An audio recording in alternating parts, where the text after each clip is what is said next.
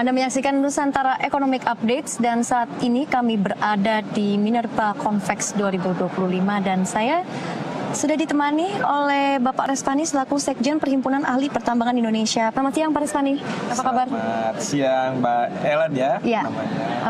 Kabar baik tentunya? Alhamdulillah baik sekali. Apa harapan Bapak sendiri dengan adanya dan digelarnya acara ini?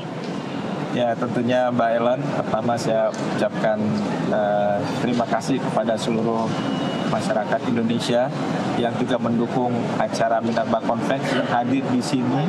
Banyak sekali dari kalangan masyarakat umum ya, bahkan membawa anak-anaknya untuk bisa beredukasi di sini, menjalankan aktivitas yang cukup konstruktif saya pikir buat pengetahuan kita bersama tentang pertambangan itu sendiri. Nah, jadi harapan saya sebenarnya ini kan di Minerba Convex ini kita membuat beberapa stakeholder yang mungkin selama ini jarang berinteraksi ya. Maksudnya pemerintah dengan pelaku usaha mungkin sering ya. Pemerintah dengan pelaku usaha, dengan investor atau dengan dunia pendidikan mungkin di tingkat kampus. Tapi dengan masyarakat luas yang berbau tambang ini baru. Jadi kita coba jadikan tambang ini atau industri pertambangan ini betul-betul inklusif ya, terbuka dan bisa dipahami. Jadi kalau kita paham, kita punya handphone, kita punya laptop, kita punya apapun itu tambang, masyarakat juga bisa mengalami bagaimana sih sulitnya menemukan bahan tambang itu yang harus kita kelola dengan baik dan bertanggung jawab dan sebagainya. Nah, sehingga dengan kolaborasi yang kuat di antara semua elemen ini, inilah yang akan menjadi modal bagi negara kita secara bersama-sama dengan pemerintahan yang dipimpin Pak Prabowo sekarang, kita bisa mentransformasikan sumber daya mineral dan batu bara kita untuk menuju industrialisasi. Nah, karena nggak ada kunci negara maju itu kan tanpa dilewati oleh proses, kalau di Eropa namanya revolusi industri itu. Yep.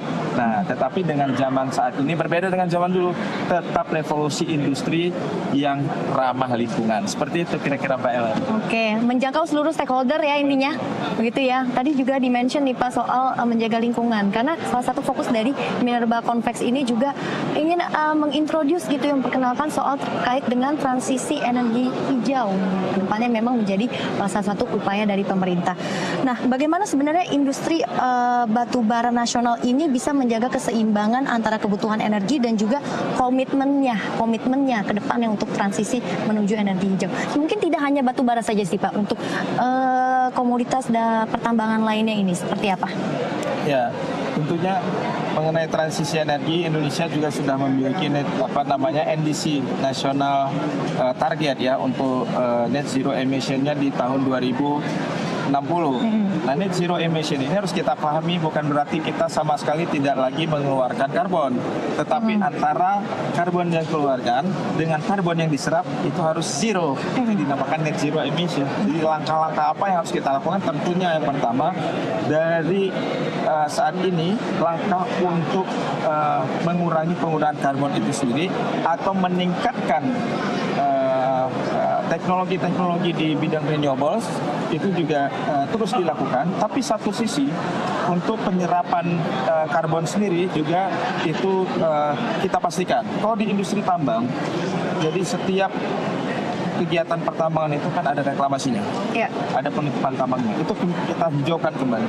Kita hijaukan kembali area-area yang memang sudah diplotkan untuk reklamasi sehingga total karbon yang diserap itu juga bisa balance itu dengan karbon yang dikeluarkan dari aktivitas pertambangan. Tapi perlu diingat juga ya bahwa di dalam transisi energi tidak hanya antara balance antara karbon tadi yang dikeluarkan dan diserap, tapi kita perlu tahu bahwa semua mineral-mineral yang ada di Indonesia ini adalah bahan untuk membuat teknologi renewable. Jadi kalau nggak ada mineral kita atau nggak kita arahkan mineral kita untuk industrialisasi sehingga kita bisa membuat perangkat-perangkat pembangkit renewables ini. Contoh, misalnya dari panel surya itu kan dari silika, gitu kan. Nah, kalau kita bilang pembangkit wind turbin angin itu juga dari nikel dan bahannya itu ada yang nikel base super alloy, gitu ya, macam-macam. Nah, makanya proses industrialisasi kita ini agak berbeda dengan industrialisasi negara-negara Eropa yang dulu, karena kita ada basis sumber daya mineral. Dengan sumber daya mineral, kita lakukan proses penambangan yang berkelanjutan, yang ramah lingkungan. Hasil-hasil mineral ini juga menjadi nanti diolah dengan teknologi kunci, bisa menjadi perangkat untuk membuat teknologi pembangkit renewable itu juga, yang nantinya juga bisa kita bangun. Itu kan cita-cita kita yang panjang. Makanya kenapa ini penting sekali di event ini, kita bersatu semua elemen masyarakat. Ayo anak negeri semua, pemerintah, mau pengusaha, mau investor, yang kita mau tuju adalah bangsa kita itu mandiri dan berdaulat, tidak hanya dalam pengelolaan mineral, tapi juga pada saat kita transformasikan mineral ini menuju ke negara industri. Kita insya Allah bisa, Mbak. Oke. Tadi sempat dimention juga ya oleh Pak Resvani, karena kita dari sisi teknologi ini masih challenge juga ya, masih challenging ya, itu dari tantangannya.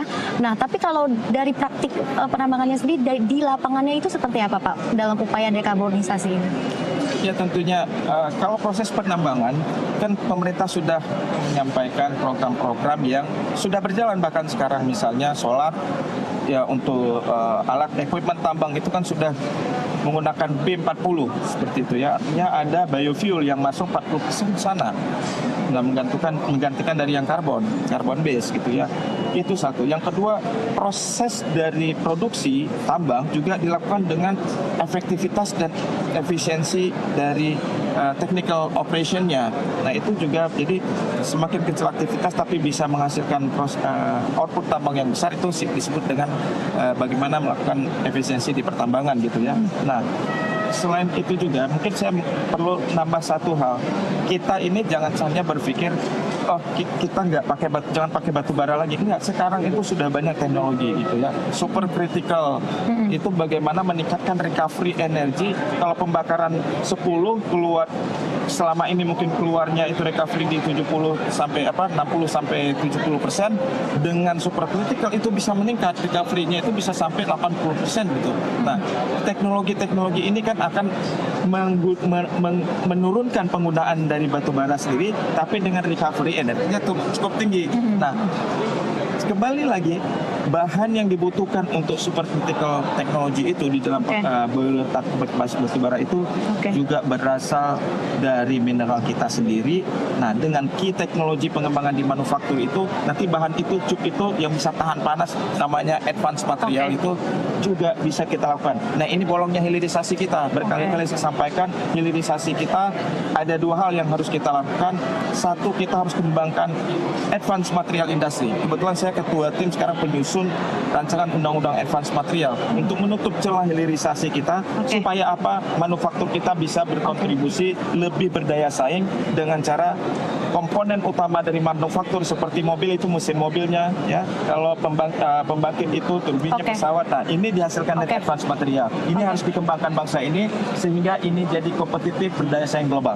Itu gambaran secara teknisnya ya. Betul. Seperti apa ya memang ya proses hilirisasi, upaya-upaya apa yang memang harus dilakukan dan juga tantangannya begitu ya Pak ya. Baik, sudah banyak sekali tadi penjelasan yang diberikan kepada kami. Terima kasih sekali lagi Bapak Resvani, senang hati selaku Sekjen Perhimpunan Ahli Pertambangan Indonesia Perhapi. Baru kemarin habis ada pemilihan umum di Perhapi.